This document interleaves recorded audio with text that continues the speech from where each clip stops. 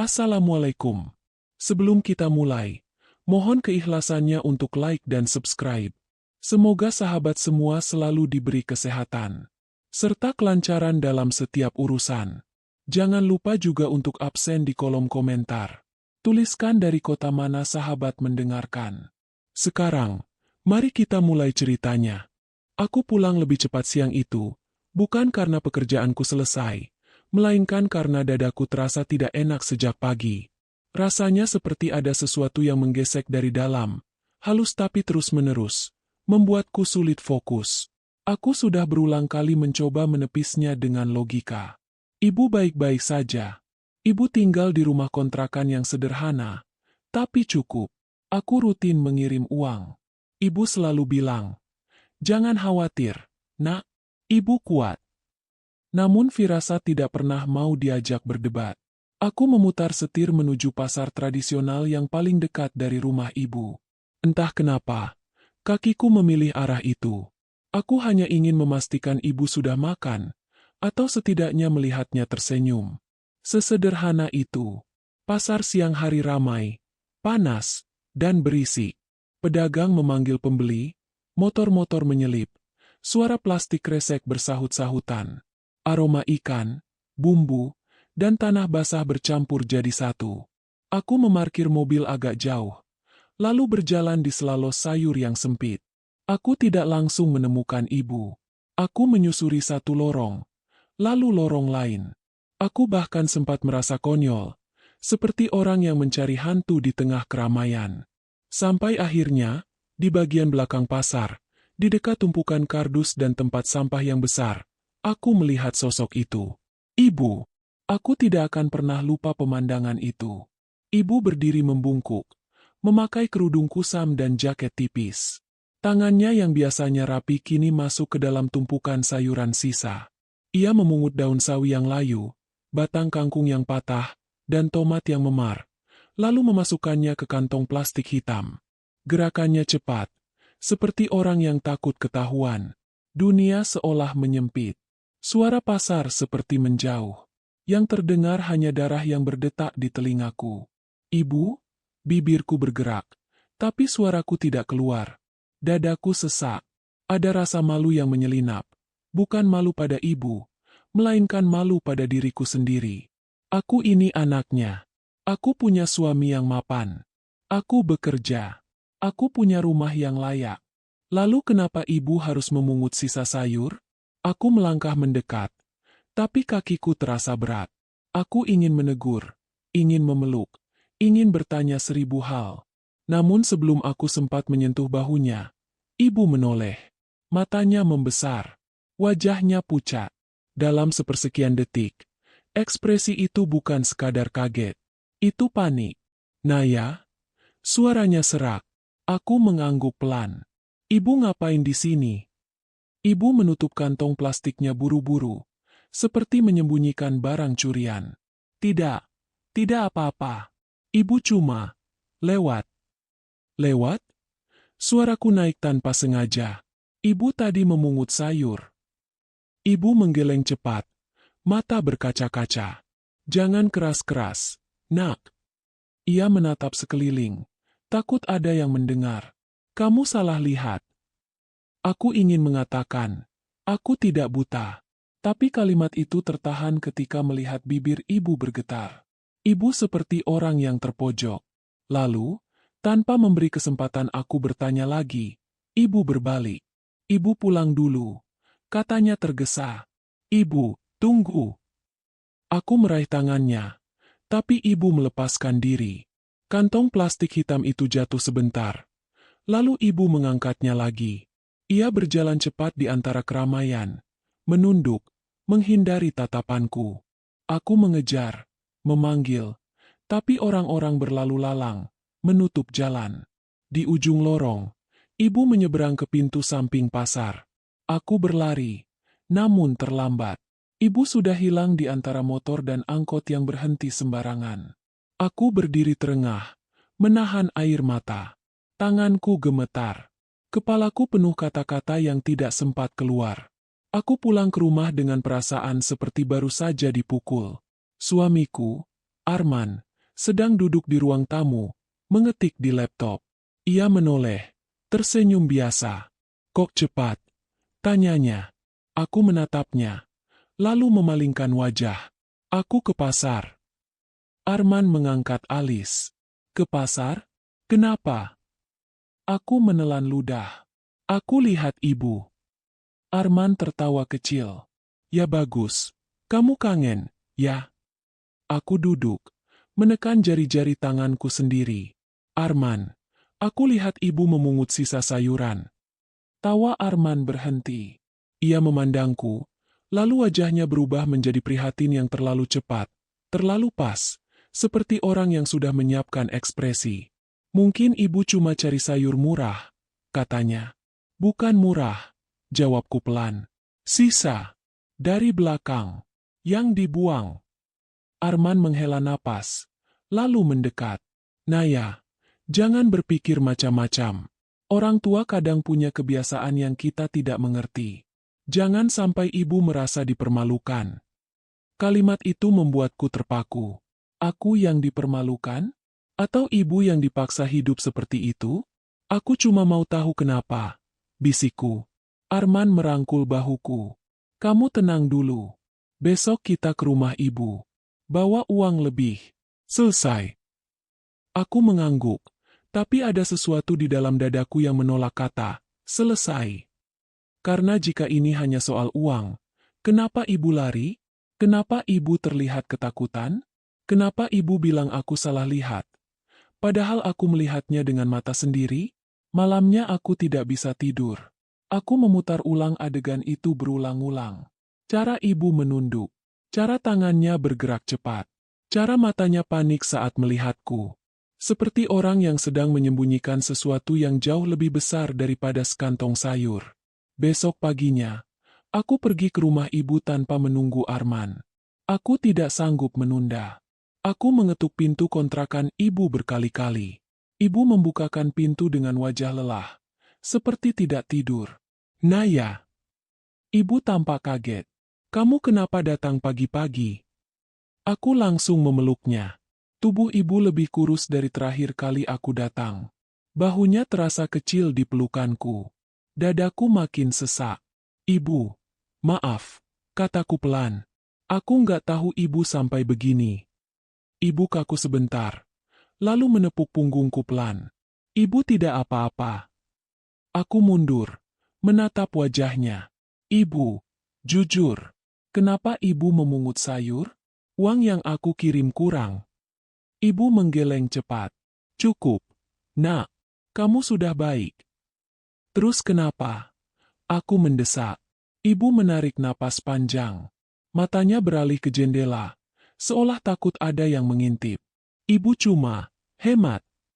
Aku hampir tertawa karena putus asa. Hemat sampai memungut sisa yang dibuang. Ibu menunduk. Tangannya meremas ujung baju. Naya, kamu jangan tanya lagi. Aku menggenggam tangan ibu. Ibu, kalau aku tidak tanya, aku gila. Aku anak ibu. Ibu menutup mata.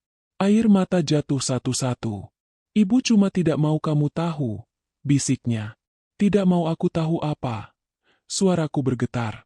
Ibu tidak menjawab. Ia hanya berdiri dan berjalan ke dapur. Aku mengikutinya. Di atas meja dapur, ada kantong plastik hitam yang sama seperti kemarin. Ibu berusaha menyembunyikannya dengan handuk, tetapi aku sudah melihat. Ada apa di situ? Tanyaku pelan. Ibu menggigit bibir, lalu menyerah. Ia membuka kantong itu. Isinya sayuran sisa, dan sesuatu yang membuatku membeku. Sekotak obat. Obat-obatan dalam bungkus kecil. Beberapa botol sirup, beberapa strip pil. Ada resep dokter yang sudah kusut. Dan di antara resep itu, ada secari kertas kecil, dilipat rapi. Tanganku gemetar saat mengambil kertas itu. Ibu mencoba merebutnya, tetapi aku menahannya. Naya, jangan. Suara ibu pecah. Aku membuka lipatan itu. Tulisan tangan ibu jelas, seperti ditulis saat buru-buru. Jangan bila Naya. Aku menatap ibu. Napasku tercekat. Ibu sakit? Tanyaku lirih. Ibu menangis, tapi tetap menggeleng, seolah takut mengatakan yang sebenarnya. Ia menutup wajahnya dengan kedua tangan. Aku mohon, nak, katanya terbata. Jangan cari tahu. Jangan ikut campur. Kalimat itu membuat bulu kuduku berdiri. Aku memegang bahu ibu, memaksa ia menatapku. Ibu, siapa yang membuat ibu takut? Bisikku. Ibu menatapku dengan mata merah. Bibirnya bergetar. Ia ingin bicara, tapi kata-kata seolah tersangkut di tenggorokan. Lalu ia menggeleng lagi, lebih keras, seperti orang yang sedang melawan dirinya sendiri. Aku hanya ingin kamu aman, katanya akhirnya. Di luar, suara motor lewat, lalu sunyi lagi. Aku menelan ludah, mencoba menenangkan napas. Aku tidak tahu apa yang sedang terjadi, tetapi aku tahu satu hal. Ini bukan soal sayur murah. Ini bukan soal ibu yang pelit. Ini soal ketakutan yang nyata. Dan ketakutan itu baru saja menatapku dari mata ibu sendiri. Aku tidak langsung bergerak pagi itu. Aku menunggu Arman berangkat kerja seperti biasa, dengan kemeja rapi dan senyum yang kembali normal, seolah percakapan telepon semalam tidak pernah terjadi. Ia mencium keningku, berkata hati-hati di jalan, lalu pergi tanpa rasa bersalah sedikit pun. Pintu tertutup, dan rumah kembali sunyi. Sunyi yang memberiku ruang untuk berpikir. Aku duduk di meja makan, menatap secangkir teh yang sudah dingin. Kata-kata Arman semalam berputar terus di kepalaku. Jangan sampai Bu Sari bicara. Kalimat itu bukan kalimat orang yang hanya ingin menenangkan istri. Itu kalimat orang yang sedang menjaga sesuatu agar tidak terbongkar. Aku mengambil tas dan kunci mobil. Kali ini aku tidak ke rumah ibu. Aku kembali ke pasar. Pasar pagi jauh lebih ramai daripada siang kemarin. Pedagang baru membuka lapak. Sayuran masih segar. Dan suara tawar-menawar terdengar riuh. Aku berjalan perlahan, menyusuri lorong yang sama. Aku tidak ingin mencolok. Aku hanya pengunjung biasa. Perempuan yang pura-pura memilih cabai dan tomat. Aku berhenti di los sayur tempat aku pertama kali melihat ibu. Pedagangnya seorang perempuan setengah baya dengan wajah ramah. Bu, kemarin sore ada ibu-ibu pakai kerudung coklat ke sini. Tanyaku pelan. Pedagang itu mengangguk. Oh, Bu Sari, ya. Aku menegang. Ibu kenal? Ya kenal. Jawabnya santai. Sering ke sini. Biasanya sore. Pas pasar mau tutup. Beliau beli? Tanyaku. Pedagang itu menatapku. Lalu menurunkan suara. Bukan beli. Biasanya nungguin sisa. Kasihan, sih. Tapi beliau bilang sudah izin. Izin? Kata itu membuatku merinding. Izin ke siapa? Pedagang itu menunjuk ke arah belakang pasar. Ke Pak Hadi. Aku mengikuti arah jarinya.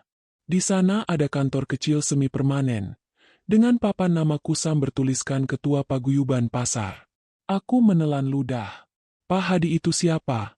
Tanyaku lagi. Yang ngatur di sini, jawab pedagang itu. Kalau ada pedagang buang sisa, biasanya lewat beliau dulu. Bu Sari selalu datang rapi, nggak pernah bikin ribut. Aku mengucapkan terima kasih, lalu berjalan ke belakang pasar.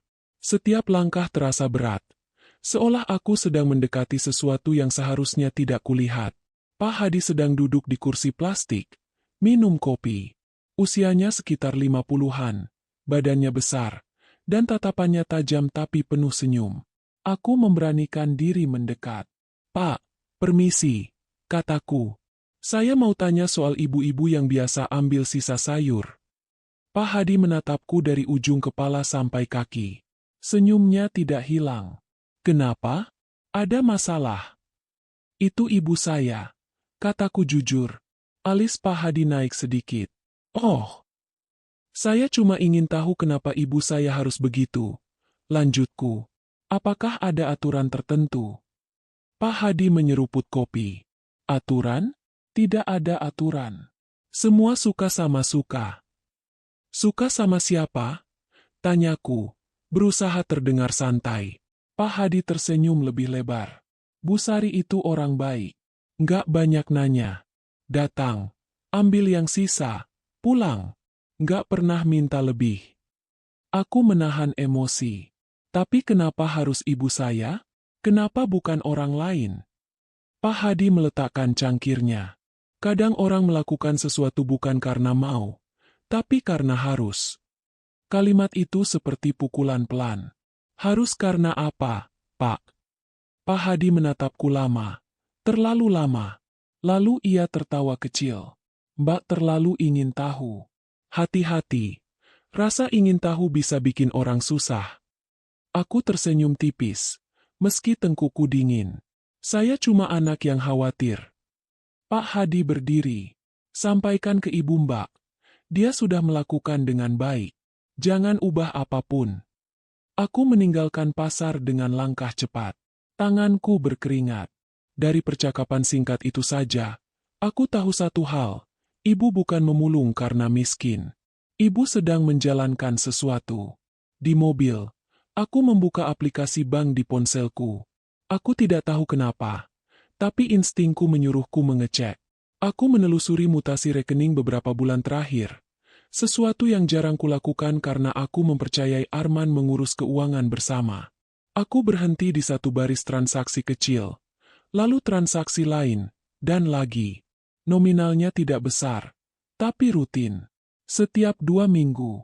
Tujuannya satu rekening yang sama, dengan keterangan singkat, operasional. Aku menyalin nomor rekening itu, lalu mengeceknya lewat mesin ATM terdekat. Nama penerima muncul. Bukan nama ibu. Nama itu asing, tetapi lokasi penarikannya membuatku terpaku. Kantor Arman. Dadaku terasa sesak. Jadi uang itu bukan untuk ibu. Atau setidaknya, tidak sepenuhnya. Aku teringat Pak Hadi. Izin. Melakukan dengan baik. Aku pulang dengan kepala penuh. Di rumah, aku menunggu sampai sore, sampai Arman kembali. Aku tidak langsung bertanya. Aku memilih cara lain. Aku memperhatikan. Aku memperhatikan cara Arman meletakkan ponsel terbalik. Cara ia langsung menghapus notifikasi. Cara ia menjawab telepon di balkon. Semuanya kecil, tetapi kini terlihat jelas. Malam itu, aku pura-pura tertidur lebih dulu. Sekitar pukul 11, Arman keluar kamar. Aku mengikuti dengan langkah pelan. Ia kembali ke ruang tamu, menelepon seseorang. Sudah aman. Suaranya rendah. Aku menahan napas. Iya. Lanjutnya. Dia cuma curiga sedikit. Pasar sudah diatur. Pak Hadi ngerti. Aku hampir menjatuhkan diri ke lantai. Arman tertawa kecil. Bu Sari itu penurut. Dia nggak akan bicara. Aku mundur perlahan. Kembali ke kamar sebelum Arman selesai menelepon. Tubuhku gemetar. Jadi benar. Ibu sedang dijadikan alat. Dan suamiku terlibat. Aku berbaring. Memandang langit-langit. Air mata mengalir tanpa suara. Bukan karena marah saja, tetapi karena rasa bersalah yang menampar keras. Aku merasa gagal sebagai anak. Ibu menahan semua ini sendirian, sementara aku hidup nyaman. Namun di balik rasa bersalah itu, muncul sesuatu yang lain. Jika mereka pikir aku akan berhenti karena takut, mereka salah. Jika mereka pikir aku akan percaya karena dibujuk, mereka salah. Aku mengeluarkan ponsel, membuka catatan, dan menulis satu kalimat pendek. Cari tahu semuanya. Tanpa mereka sadari. Aku tidak tahu bagaimana caranya. Aku hanya tahu. Aku tidak boleh gegabah. Aku harus menjadi tenang seperti ibu, tetapi berpikir seperti orang yang tidak ingin lagi dibodohi. Di luar, suara malam terdengar biasa. Di dalam rumah, suamiku tidur nyenyak, yakin rahasianya aman. Dan di dalam diriku, untuk pertama kalinya, rasa takut mulai berubah menjadi kemarahan yang teratur. Kemarahan yang tidak akan meledak, tetapi akan bekerja perlahan. Sampai kebenaran itu tidak punya tempat untuk bersembunyi. Aku menunggu 2 hari sebelum menanyakan transaksi itu pada Arman. Bukan karena aku ragu, melainkan karena aku ingin melihat apakah ia akan terpancing jika aku membuka sedikit pintu. 2 hari itu terasa panjang. Aku menjalani rutinitas seperti biasa. memasak, menyapu, bekerja dari rumah, tersenyum ketika Arman pulang. Aku bahkan tertawa saat ia melontarkan candaan kecil, seolah dadaku tidak sedang memikul batu. Di hari ketiga, aku menyiapkan makan malam yang ia suka. Ayam kecap, tumis buncis, dan sambal yang tidak terlalu pedas. Arman makan dengan lahap, memuji masakanku, lalu menatapku dengan mata yang terlihat hangat. "Kenapa kamu manis banget akhir-akhir ini?" tanyanya. Aku menarik napas. Karena aku capek berantem di kepala sendiri. Arman tertawa kecil. "Kamu ini." Aku menaruh sendok pelan, menjaga suaraku tetap rata. "Men, aku lihat mutasi rekening." Arman berhenti mengunyah. Tangannya menahan gelas. "Mutasi?" "Iya," jawabku. "Ada transfer rutin. Kecil, tapi sering. Ke rekening yang aku tidak kenal." Arman menghela napas. Ekspresinya cepat berubah menjadi tenang. "Terlalu cepat." "Oh itu. Untuk bantu ibu kamu." Aku menatapnya. "Bantu ibu? Tapi penerimanya bukan nama ibu." Arman tersenyum tipis, seperti sudah menyiapkan jawabannya. "Ibu kamu kan gak punya rekening. Jadi lewat orang lain." "Orang lain siapa?" Suaraku pelan, tapi tegas. Arman mengambil tisu, mengusap bibirnya. "Orang pasar. Yang bantu ibu kamu dapat sayur murah." Aku menahan napas. Aku teringat Pak Hadi. Ketika aku menyebut pasar, Arman tidak tampak kaget. Ia bahkan tampak lebih siap. Itu memperkuat dugaanku. "Kenapa harus lewat pasar?" tanyaku. "Kenapa ibu tidak bilang ke aku?" Arman mendekat, meraih tanganku. "Karena ibu kamu malu. Kamu kan tahu, Bu Sari itu keras kepala. Dia tidak mau terlihat bergantung." Aku menarik tanganku pelan. "Men, ibu memungut sisa sayur. Itu bukan malu. Itu ketakutan." Mata Arman menyipit sedikit, lalu kembali normal. "Kamu terlalu dramatis." Kata itu menusuk. Selama ini Arman jarang menyebutku dramatis. Ia lebih sering memeluk dan berkata, "Tenang." Sekarang, ia memilih menurunkan harga emosiku, membuatku terlihat berlebihan. Aku menahan diri agar tidak terpancing. Aku mengangguk kecil. "Baik, kalau aku dramatis, jelaskan dengan detail. Siapa orang pasar itu? Namanya siapa?" Arman diam 1 detik, lalu menjawab, "Pak Hadi." Aku menatapnya. "Kamu kenal Pak Hadi?" Arman mengangkat bahu. "Ya, pernah ketemu. Dia yang ngurus kalau ada program bantuan di pasar. Kamu tahu sendiri, sekarang banyak bantuan lewat komunitas." Jawabannya licin, rapi, sulit dibantah. Tetapi justru karena terlalu rapi, aku yakin itu disusun. Aku berdiri, mengangkat piring kotor. "Aku besok mau ke pasar lagi." Arman ikut berdiri. "Untuk apa?" "Aku mau pastikan ibu tidak perlu memungut sayur lagi." Arman menahan lenganku. Sentuhannya lembut, tapi tegang. "Jangan. Kamu bikin ibu malu." Aku menatap tangan itu di lenganku. "Atau kamu takut ada yang terbongkar?" Arman melepas lenganku seperti tersengat, lalu tertawa kecil. "Naya, kamu kebanyakan nonton sinetron." Aku menyimpan piring di wastafel, menyalakan keran agar suaraku tidak terdengar pecah. "Aku cuma ingin ibu aman." Arman mendekat dari belakang, memelukku. "Ibu aman. Kamu juga aman. Percayalah." Kalimat itu seharusnya menenangkan, tetapi bagiku, itu terdengar seperti ancaman yang dibungkus hangat. Aku diam, membiarkannya memeluk, sementara pikiranku bekerja. Aku tidak akan dapat jawaban dari Arman. Aku harus mencari sendiri. Malam itu, saat Arman mandi, aku melakukan hal yang sebelumnya tidak pernah kulakukan, membuka laptop suamiku. Aku tahu kata sandinya. Tanggal pernikahan kami. Ironis. Aku membuka folder dokumen kerja yang tidak dikunci. Di sana ada banyak file, sebagian berjudul angka-angka dan laporan. Aku hampir menyerah, sampai aku menemukan satu folder dengan nama yang sangat umum. Keluarga. Jantungku berdegup lebih cepat. Aku membukanya. Di dalamnya ada beberapa scan dokumen, foto, dan satu file yang membuat tanganku dingin. Surat kuasa.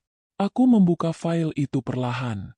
Isinya surat kuasa atas aset, lengkap dengan kolom tanda tangan. Nama pemberi kuasa, Sari. Nama penerima kuasa, Arman. Di bawahnya ada kalimat yang membuat mataku panas. Pemberi kuasa menyatakan menyerahkan hak pengelolaan atas aset tertentu demi kepentingan keluarga, tanpa paksaan dari pihak manapun. Tanpa paksaan. Aku menahan napas. Ini bukan untuk bantu ibu belanja. Ini untuk mengambil sesuatu dari ibu. Dan ibu menolak uangku bukan karena malu. Ia menolak karena ada permainan yang lebih besar. Permainan yang membuatnya tidak boleh terlihat, dibantu, olehku, agar ia tetap bisa digerakkan. Aku menggulir ke lampiran. Daftar asetnya membuat dadaku sesak. Ada satu rumah tua atas nama keluarga. Ada sebidang tanah yang selama ini tidak pernah aku dengar. Dan ada catatan tentang dokumen identitas yang harus diserahkan. Aku menutup file itu cepat-cepat ketika mendengar suara langkah. Arman keluar kamar mandi, rambut basah, memakai kaos. Ia menatapku yang duduk di depan laptop. "Kamu ngapain?" tanyanya, datar. Aku mengangkat kepala, berpura-pura santai. "Laptopku error. Aku pinjam sebentar." Arman berjalan mendekat. Matanya menyapu layar. Untungnya aku sudah menutup folder dan membuka halaman berita. Ia menatapku beberapa detik, lalu tersenyum tipis. "Kamu harus bilang kalau mau pakai laptopku," katanya. Aku mengangguk. "Iya. Maaf." Arman mencium keningku. "Tidur, ya?" Ia berbaring, memejamkan mata. Aku ikut berbaring, tetapi tubuhku kaku. Di dalam kepalaku, surat kuasa itu berputar seperti bayangan yang tidak mau hilang. Aku menunggu sampai Arman benar-benar tertidur, lalu mengambil ponsel dan memotret layar laptopku sendiri, menyalin semua yang kuingat, judul file, nama folder, kalimat-kalimat penting. Aku tidak sempat mengirimnya ke siapapun, tetapi aku menyimpannya di tempat yang tidak mudah ditemukan. Pagi berikutnya, aku menemui ibu lagi. Aku membawa buah, bukan uang. Aku tidak mau membuat ibu panik. Ibu menyambutku dengan senyum yang dipaksakan. "Kamu jangan sering-sering ke sini, Nak," katanya, suaranya pelan. Aku menatapnya. "Ibu pernah tanda tangan surat kuasa?" Wajah ibu langsung pucat. Ia memegang sisi meja, seperti kehilangan tenaga. "Kamu, dari mana tahu?" Aku menahan napas. Jadi benar. Ibu menutup mulutnya dengan tangan, lalu menangis tanpa suara. Aku meraih bahunya. "Ibu, siapa yang memaksa?" Ibu menggeleng, tapi kali ini bukan mengelak. Ini menggeleng karena takut menyebut nama. "Ibu," jawab. Suaraku tegas. Kalau ibu diam, aku tidak bisa melindungi. Ibu menatapku dengan mata merah. Bibirnya bergetar. Lalu, dengan suara yang nyaris tidak terdengar, ibu berkata, "Mereka bilang, kalau ibu tidak menurut, kamu yang kena." Aku membeku.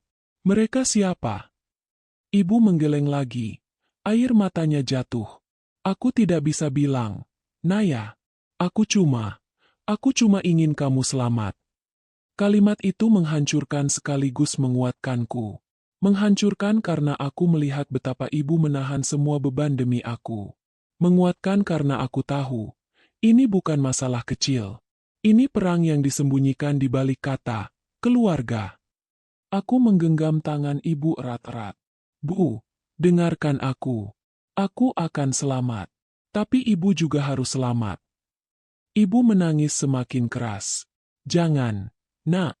Jangan melawan." Aku mengusap air mata ibu. Aku tidak akan melawan dengan berisik. Aku akan melawan dengan rapi. Saat aku keluar dari kontrakan ibu, ponselku bergetar. Pesan dari nomor tak dikenal. "Kalau kamu sudah menemukan surat kuasa itu, jangan tandingi dengan emosi. Kunci mereka dengan bukti. Dan ingat, yang paling dekat belum tentu paling bersih. Aku menatap pesan itu lama. Jantungku berdegup keras, bukan hanya karena takut, tetapi karena rasa sadar. Ada seseorang yang melihatku. Ada seseorang yang tahu langkahku. Dan ada sesuatu yang lebih besar dari yang kubayangkan. Aku memasukkan ponsel ke tas, menarik napas panjang, dan berjalan ke mobil. Rumah tanggaku sudah retak. Kini aku hanya perlu memastikan, retak itu membuka jalan menuju kebenaran, bukan menuju kehancuran yang sia-sia. Pesan dari nomor tak dikenal itu tidak langsung kubalas. Aku membaca berulang-ulang, menimbang setiap kata seperti menimbang langkah di jembatan rapuh. Kunci mereka dengan bukti. Kalimat itu terasa dingin, tetapi masuk akal. Emosi hanya akan membuatku terlihat lemah. Bukti akan membuat mereka kehilangan pijakan. Aku memulai dari hal paling sederhana, merapikan diriku sendiri. Aku berhenti menangis diam-diam. Aku berhenti memohon. Aku berhenti bertanya dengan nada meminta. Aku mengganti semua itu dengan ketenangan yang dibuat-buat, senyum yang terlatih, dan kepatuhan yang tampak tulus. Arman menyadarinya. Ia memujiku karena lebih tenang. Ia lebih sering memeluk, lebih sering berkata bahwa aku istri yang pengertian. Aku membiarkannya percaya itu. Dalam permainan ini, keyakinan Arman adalah kunci pertamaku. Langkah pertamaku adalah mengamankan apa yang sudah kutemukan. Aku membeli 2 flash disk kecil dan 1 hard disk eksternal.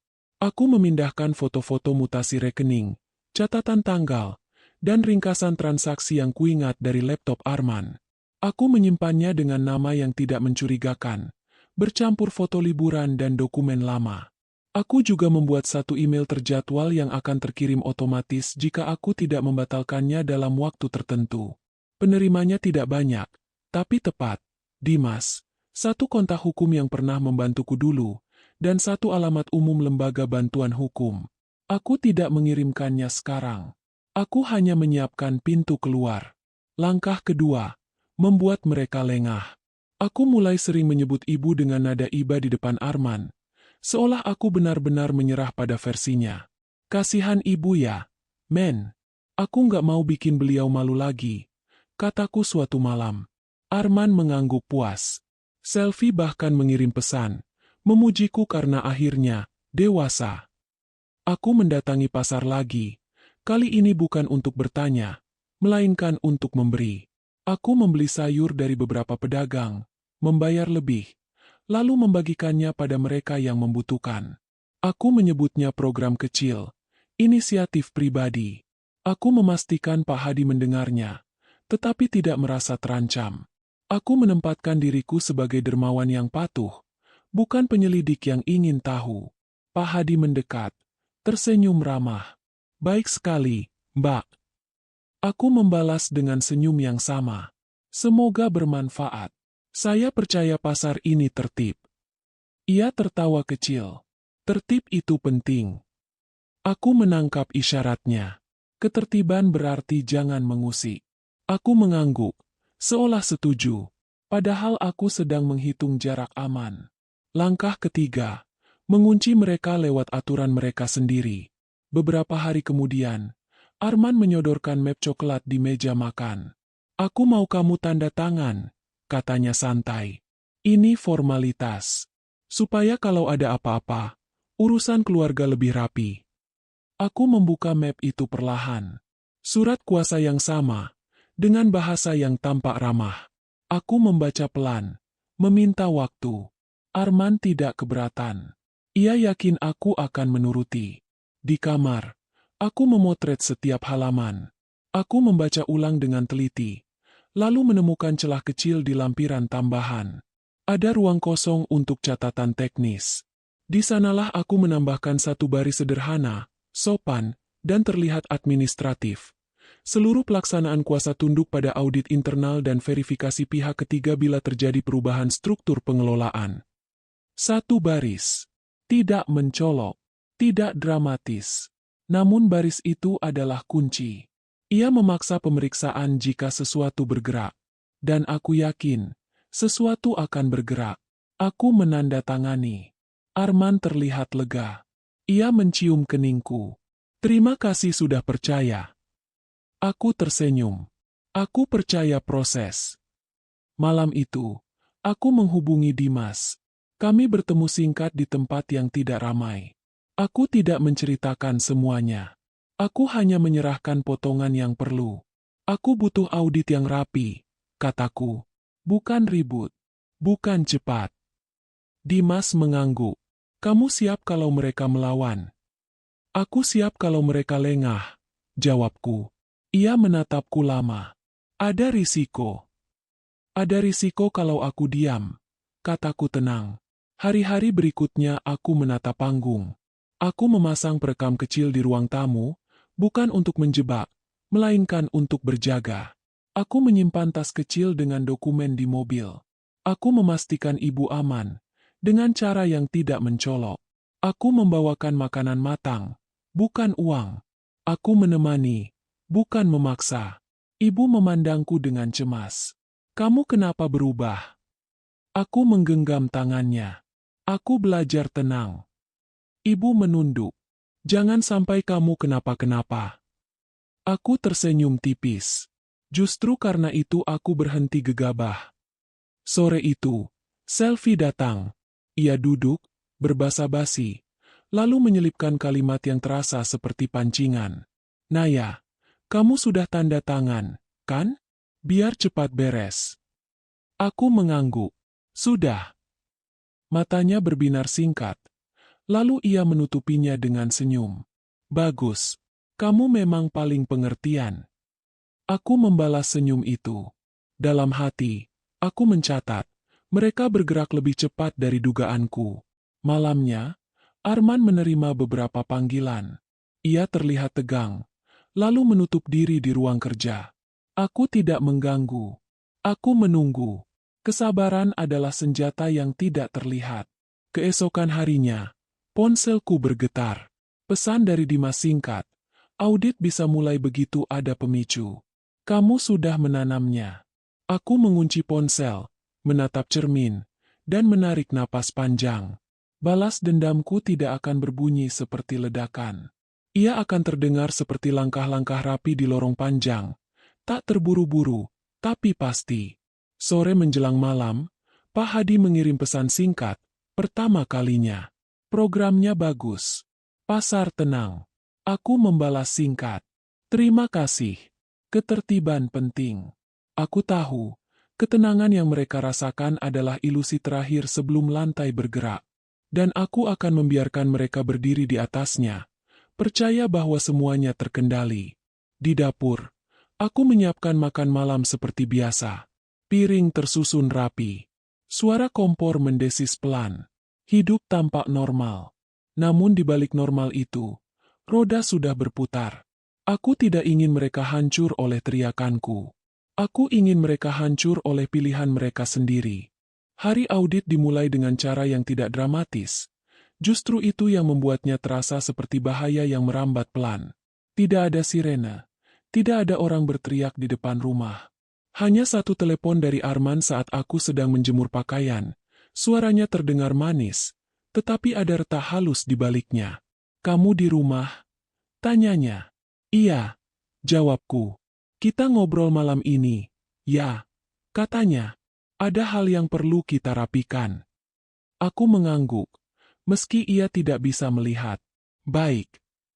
Telepon ditutup, dan aku tetap berdiri di bawah matahari yang tidak terlalu terik. Angin membawa bau deterjen dari kain yang basah. Semua terasa biasa, tapi dadaku tidak. Aku tahu. Malam ini Arman akan datang dengan wajah lain. Wajah yang selama ini ia sembunyikan di balik kata, tenang. Sore itu, aku memutuskan menemui ibu lebih dulu. Aku tidak mau menghadapi Arman tanpa memastikan ibu berada dalam keadaan aman.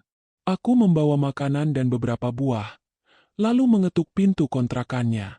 Ibu membukakan pintu dengan cepat, seolah sudah menunggu. Naya, katanya lirih. Kamu jangan sering datang. Aku takut. Aku masuk dan duduk. Aku juga takut, Bu. Tapi aku lebih takut kalau aku tidak tahu apa-apa. Ibu menunduk. Tangannya bergerak gelisah di pangkuannya.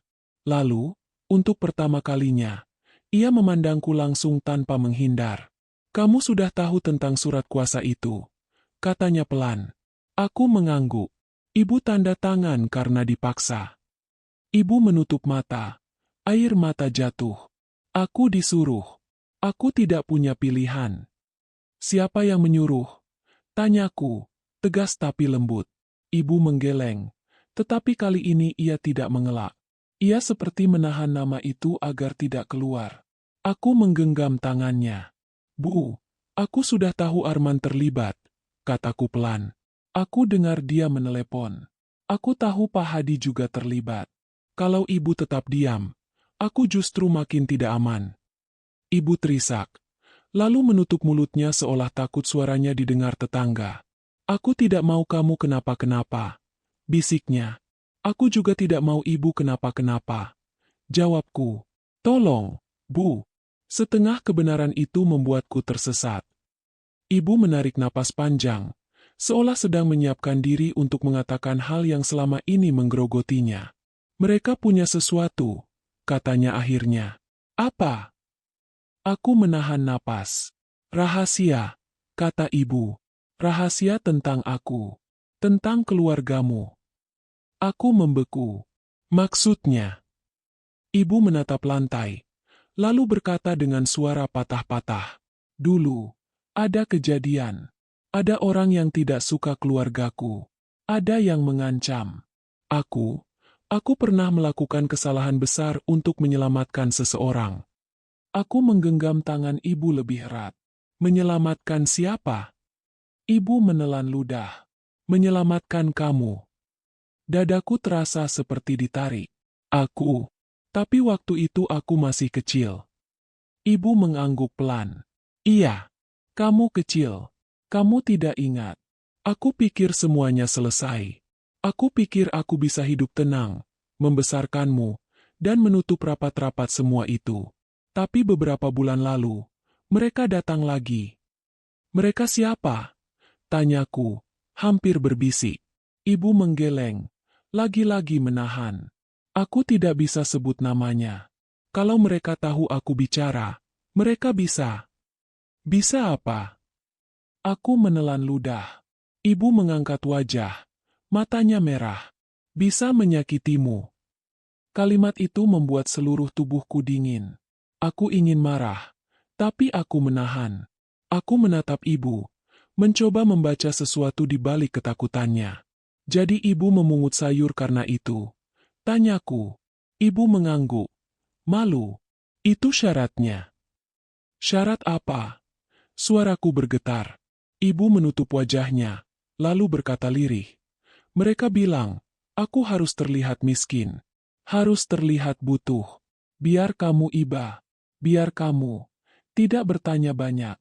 Biar kamu menurut kalau diminta tanda tangan. Aku menahan napas keras. Jadi benar, semua itu dipentaskan. Bukan untuk mempermalukan ibu semata, tapi untuk menundukkan aku. Aku merasakan marah yang panas di dada, tapi aku menekannya, menjadikannya sesuatu yang lebih tajam. Bu, ibu tahu Arman terlibat sejak kapan? Ibu terdiam lama, lalu berbisik. Sejak Arman masuk keluarga kita. Aku mematung. Sejak awal. Ibu mengangguk pelan. Waktu kamu kenalan dengan Arman, aku sudah merasa aneh. Tapi aku tidak punya bukti.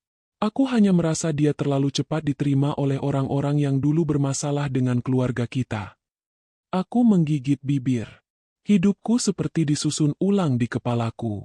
Semua momen manis yang pernah kurasakan tiba-tiba terasa seperti panggung. Aku ingin bertanya lebih jauh. Tapi suara motor berhenti di depan kontrakan. Ibu langsung pucat. Ia berdiri tergesa, mengintip dari jendela. Siapa? Tanyaku. Ibu menelan ludah. Selfie. Aku ikut berdiri. Pintu diketuk. Cepat. Seolah orang yang terburu-buru. Ibu membuka pintu sedikit. Selfie masuk dengan wajah tegang. Bu, Naya ada di sini? Tanyanya. Padahal matanya langsung menatapku. Aku menahan diri untuk tetap tersenyum. Ada apa, Selfie? Selfie menatap ibu, lalu menatapku lagi. Aku cari kamu. Arman marah-marah di kantor. Katanya ada orang audit. Kamu ngapain, Naya? Nada suaranya seperti tuduhan yang dibungkus khawatir. Aku menatap Selfie tenang. Aku tidak ngapa-ngapain. Selfie mendekat. Suaranya menurun. Kamu jangan macam-macam. Kamu itu istri. Kalau kamu bikin ribut, kamu sendiri yang rugi. Ibu memegang lenganku, seperti minta aku diam. Aku menatap ibu, lalu menatap Selfie. Rugi karena apa? Tanyaku pelan. Selfie tersenyum tipis, tapi matanya dingin. Karena kalau Arman jatuh, kamu ikut jatuh. Kamu pikir kamu bisa berdiri sendiri? Aku ingin menjawab dengan keras, tapi aku memilih cara lain. Aku menatap Selfie seolah kasihan. Selfie, kamu takut sekali. Selfie tersentak. Aku tidak takut. Aku cuma. Kamu takut rencanamu ketahuan. Potongku, tetap pelan. Wajah Selfie memerah. Ia menoleh ke ibu, seperti mencari dukungan. Bu, bilang ke Naya. Dia jangan melawan. Ibu menunduk. Tangannya gemetar. Aku menahan napas. Aku tidak mau ibu makin tertekan.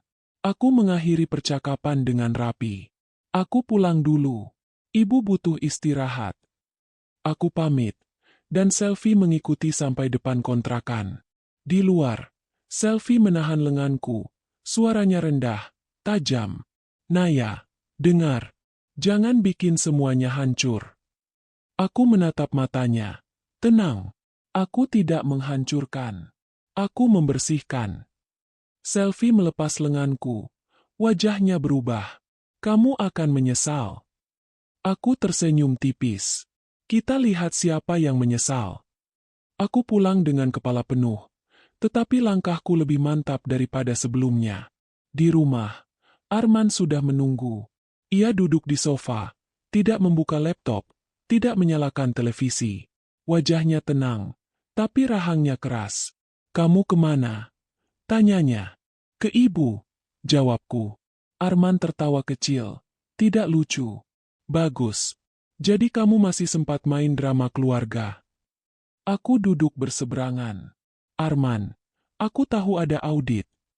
Mata Arman menyipit. Kamu yang mulai. Aku tidak menjawab langsung. Aku menatapnya, lalu berkata pelan.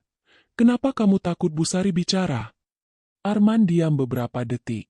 Senyum tipis muncul. Naya, kamu sudah jauh melangkah. Aku tetap tenang. Aku baru mulai. Arman berdiri tiba-tiba, berjalan mendekat. Suaranya menurun, dingin. Kamu pikir kamu bisa menang? Aku menatapnya tanpa gentar. Aku tidak mau menang. Aku mau kebenaran. Arman menatapku lama, lalu berkata pelan, seperti menekan setiap kata. Kalau kamu terus, kamu akan tahu hal yang membuatmu lebih sakit daripada ini. Aku menelan ludah, tetapi aku tidak mundur. Aku sudah siap. Arman tersenyum, senyum yang membuat perutku mual. Bagus. Malam itu, setelah Arman tidur, ponselku bergetar. Pesan dari nomor tak dikenal lagi. Besok, mereka akan memaksa lebih keras. Jangan pergi sendirian. Dan ingat, rahasia terbesar bukan di pasar. Rahasia terbesar ada di akta. Aku menatap pesan itu sampai lama. Eka, dadaku sesak. Aku teringat ibu yang mengatakan ada rahasia tentang keluargaku. Tentang aku. Aku menarik napas panjang, lalu menyimpan ponsel. Jika benar rahasia terbesar ada di akta, berarti semua ini bukan hanya tentang uang dan surat kuasa. Ini tentang identitasku sendiri. Dan besok, aku harus siap, karena permainan mereka tidak akan lembut lagi. Pagi itu, Arman tidak berangkat kerja seperti biasa. Ia duduk di meja makan dengan kemeja rapi, tetapi dasinya tidak dipakai. Kopinya belum disentuh. Matanya menatapku terlalu lama, seperti orang yang sedang menunggu aku salah bicara. Kita ke rumah ibu kamu, katanya akhirnya. Aku menahan napas. Untuk apa? Arman tersenyum tipis. Untuk rapikan semuanya. Sekalian kamu minta ibu kamu tanda tangan ulang. Biar jelas. Biar audit itu berhenti. Nada suaranya terdengar seperti saran, tapi di ujungnya ada perintah. Aku mengangguk pelan. Baik. Arman tampak lega, seperti mengira aku sudah menyerah. Ia tidak tahu bahwa semalam aku sudah mengirim satu paket bukti pada Dimas. Foto mutasi rekening, nama penerima, jejak lokasi penarikan, salinan surat kuasa, dan catatan tentang Pak Hadi. Aku juga menyalakan email terjadwal. Jika aku tidak membatalkannya, seluruh paket itu akan keluar ke lebih banyak pihak. Kami berangkat bersama. Di sepanjang jalan, Arman berbicara seperti suami yang peduli. Ia berkata ia tidak ingin aku stres. Ia berkata ia hanya ingin keluarga utuh. Aku mendengarkan sambil menatap jalan, mengulang pesan nomor tak dikenal di kepalaku. Rahasia terbesar ada di akta. Sesampainya di kontrakan ibu, Selvi sudah ada di sana. Ia berdiri di depan pintu, wajahnya tegang, tetapi tetap memakai senyum yang dibuat manis. Naya, sapanya. Akhirnya kamu mau dengar. Aku tidak menjawab. Aku hanya mengetuk pintu. Ibu membukakan dengan mata sembab. Begitu melihat Arman dan Selvi, wajah ibu langsung pucat. Ia mundur setengah langkah, seperti ingin menutup pintu lagi. Bu, kata Arman lembut. Jangan takut. Kita hanya mau bersihin administrasi. Aku masuk duluan, menggenggam tangan ibu. Telapak tangan ibu dingin. Ia berbisik, hampir tidak terdengar.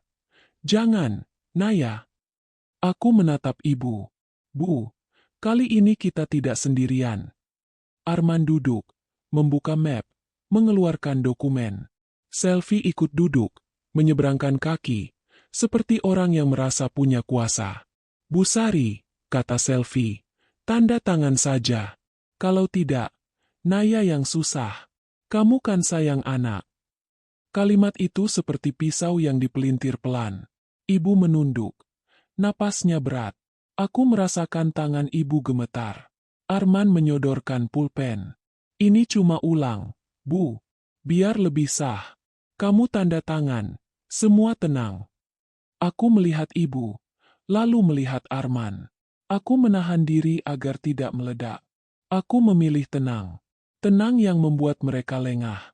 Aku boleh lihat dokumennya? Tanyaku. Arman mengernyit sedikit, lalu tersenyum. Kamu sudah tanda tangan, kan? Ini untuk ibu kamu. Aku cuma mau pastikan, jawabku. Arman memberikan map itu. Aku membukanya perlahan. Di dalamnya ada surat kuasa baru, lebih panjang, lebih halus. Tetapi satu lampirannya membuat dadaku terasa ditarik. Permintaan salinan akta kelahiranku, lengkap dengan kolom verifikasi identitas. Aku menatap lembar itu lama. Lalu aku menutup map pelan. Jadi ini yang kalian cari, kataku. Suaraku datar. Selvi tertawa kecil. Naya, jangan lebay. Arman menatapku tajam. Apa maksudmu? Aku menoleh ke ibu. Bu, mereka menekan ibu supaya aku menyerahkan akta. Benar. Ibu menangis, mengangguk pelan. Aku tidak kuat, Naya. Selvi mendecak. Bu, jangan drama. Aku menarik napas panjang. Selvi, diam. Selvi terkejut, lalu berdiri. Kamu berani nyuruh aku diam? Aku menatapnya tenang. Aku berani. Karena hari ini kalian tidak memegang kendali. Arman berdiri juga.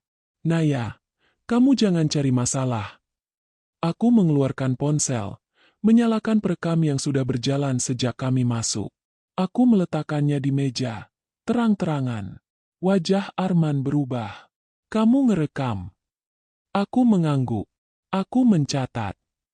Selvi menelan ludah. Hapus itu. Aku tersenyum tipis. Terlambat. Pada saat yang sama, pintu diketuk. Bukan ketukan ragu. Ketukan tegas. Seperti orang yang punya hak untuk masuk. Arman menoleh cepat. Wajahnya makin tegang. Aku berdiri dan membukakan pintu. Dimas masuk bersama dua orang lain. Salah satunya membawa map resmi. Yang satu lagi, aku tidak kenal, tetapi pakaian dan sikapnya menunjukkan ia bukan teman biasa. Pagi, kata Dimas, suaranya tenang. Kami datang untuk klarifikasi dokumen dan aliran dana. Ada laporan dan ada bukti awal. Arman memaksa tersenyum. Ini rumah warga. Kamu tidak bisa asal masuk. Dimas mengangkat map. Kami tidak datang untuk ribut. Kami datang untuk mencatat. Dan Bu Sari bersedia memberi keterangan. Ibu menggigil. Aku memeluknya sebentar. Bu, aku di sini.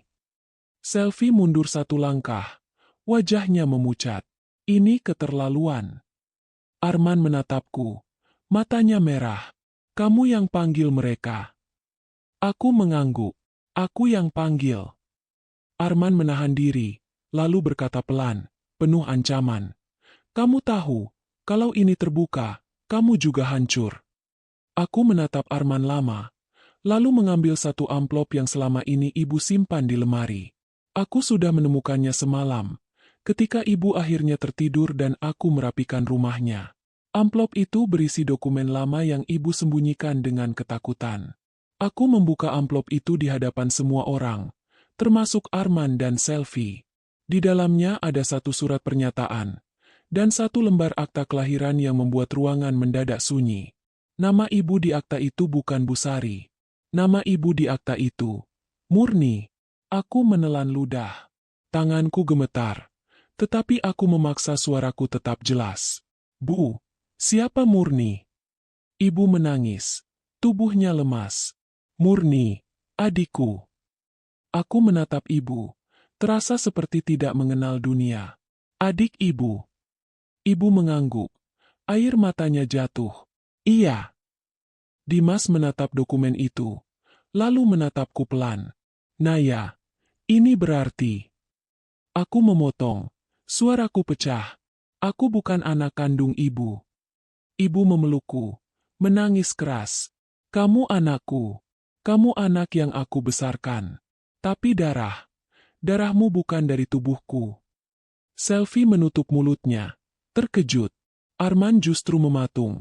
Seperti baru saja mendapatkan bagian puzzle yang selama ini ia kejar. Jadi benar, bisik Arman. Hampir tidak sadar ia bicara keras. Dokumen ini ada. Aku menoleh cepat. Maksudmu? Arman tersadar. Mencoba menutupinya dengan senyum. Aku cuma bingung. Dimas melangkah maju. Menatap Arman tajam. Bingung atau selama ini mencari akta itu? Arman menelan ludah. Selfie mulai gemetar. Ini salah paham. Aku menatap Arman. Suaraku dingin. Kenapa kalian butuh akta kelahiranku? Arman berusaha mendekat. Mengubah nada. Naya, aku lakukan ini untuk kita. Untuk masa depan kita. Apa hubungan masa depan kita dengan akta kelahiranku? Tanyaku. Arman terdiam. Ibu menangis. Lalu akhirnya berbicara. Suaranya terputus-putus, tetapi jelas. Murni, adikku, dulu menikah dengan orang kaya. Dia punya hak warisan. Tapi dia menghilang. Mereka bilang dia lari. Padahal, dia dipaksa pergi. Dan sebelum pergi, dia menitipkan kamu padaku. Aku menutup mata, menahan guncangan. Jadi, aku kunci warisan itu. Ibu mengangguk. Mereka bilang, kalau aku tidak menurut, kamu akan diseret ke masalah itu. Mereka bisa mengambilmu, bisa mengubah ceritanya. Arman tiba-tiba memukul meja. Suaranya meledak. Cukup. Semua terkejut. Itulah wajah aslinya yang akhirnya keluar. Kalian tidak tahu betapa susahnya aku merapikan semua ini. Arman menatapku. Napasnya memburu. Aku cuma mau apa yang seharusnya jadi milikku. Aku sudah bertahun-tahun jadi suami baik. Aku pantas dapat lebih. Aku menatapnya.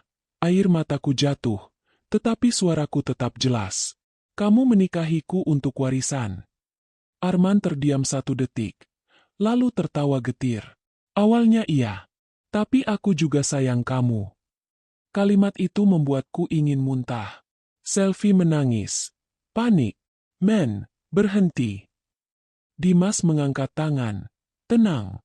Terima kasih sudah bicara. Itu cukup terekam. Arman membeku. Ia menatap ponsel di meja, perekam yang menyala. Lalu wajahnya runtuh perlahan. Selvi menutup wajahnya. Tubuhnya lemas. Arman, kataku pelan. Kamu membuat ibuku memulung supaya aku iba. Kamu menekan ibuku supaya aku tanda tangan. Kamu mengatur pasar, mengatur uang, mengatur semua supaya aku tidak curiga. Arman menelan ludah. Matanya basah. Tetapi bukan karena menyesal pada ibu. Karena ia sadar, permainannya selesai. Selvi berlutut di depan ibu. Bu, saya cuma ikut. Saya pikir ini jalan cepat. Ibu menatap Selvi dengan mata kosong. Kamu menginjak harga diri orang tua, Selvi. Selvi menangis lebih keras. Saya menyesal. Aku memandang Arman. Dan kamu? Arman menatapku. Suaranya serak. Aku menyesal. Aku mengangguk kecil. Penyesalanmu datang setelah kamu kalah. Arman menunduk. Bahunya jatuh. Untuk pertama kalinya, ia terlihat kecil. Tidak ada lagi wibawa. Tidak ada lagi senyum rapi. Hanya seorang laki-laki yang baru sadar bahwa keserakahannya membuatnya kehilangan segalanya sekaligus. Aku memeluk ibu. Aku menangis. Tetapi tangisku tidak lagi seperti orang yang kehilangan arah. Tangisku seperti orang yang akhirnya menemukan akar. Bu Sari bukan ibuku secara darah, tetapi ia ibuku dalam pengorbanan. Ia menahan hina, menahan takut, menahan lapar, demi membuatku tetap hidup sebagai anak yang tidak dicari. Dimas menutup mapnya. Mulai hari ini, semuanya berjalan lewat jalur hukum, katanya. Aku menatap Arman sekali lagi, lalu berkata pelan, jelas, tanpa teriak, agar setiap kata terdengar bersih jika suatu hari diputar ulang. Aku tidak membalas dendam untuk membuatmu hancur di depan orang, kataku. Aku membalas dendam supaya kamu hidup, dan mengingat setiap hari bahwa kamu pernah memilih menindas orang yang tidak berdaya. Arman menutup wajahnya, menangis tertahan. Selvi terisak di lantai. Ibu memelukku erat. Di luar, pasar mungkin masih ramai. Orang masih menawar sayur. Hidup berjalan seperti biasa. Tetapi di dalam ruangan kecil itu, satu kebohongan besar akhirnya jatuh tanpa bunyi keras. Jatuhnya sunyi, namun menghantam. Dan aku, yang dulu gemetar melihat ibu di tempat itu, kini berdiri dengan napas yang lebih tenang. Aku tidak lagi dibentuk oleh rasa bersalah. Aku dibentuk oleh kebenaran.